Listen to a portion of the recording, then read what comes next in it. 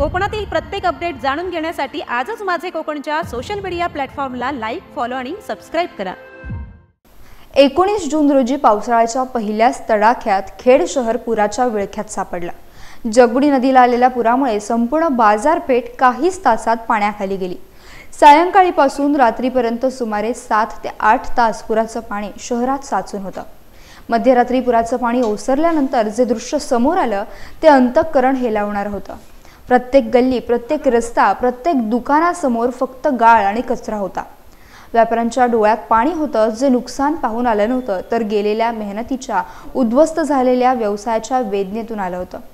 अनेक दुकानातील फर्निचर भिजून खराब झालं तर काही ठिकाणी साठवलेला माल पाण्यात वाहून गेला होता। व्यापाऱ्यांनी दुसऱ्याच दिवशी सकाळपासून दुकाने उघडून गाळ आणि कचरा साफ करण्यासाठी कंबर कसली होती।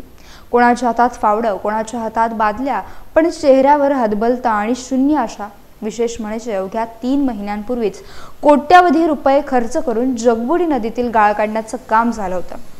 प्रशासनानं दिलासा दिला होता, गाळ काढल्यामुळे यावर्षी पूर येणार नाही। मात्र पावसाच्या फक्त 24 तासात या साऱ्या दाव्यांचा फोलपणा स्पष्ट झालाय। खेड शहरातील व्यापाऱ्यांसाठी हा पूर फक्त नैसर्गिक संकट नव्हता, तर तो त्यांच्या स्वप्नावर पडलेला ओल्या काट्यांसारखा होता।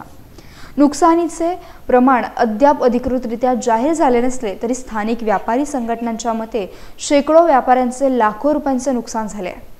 गाळ काढूनही पूर येतोय, मग नेमकं चुकतंय कुठे?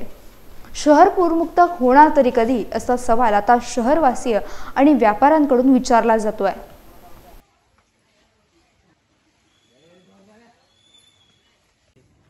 बोलणार कोण आहे काय बघा जरा।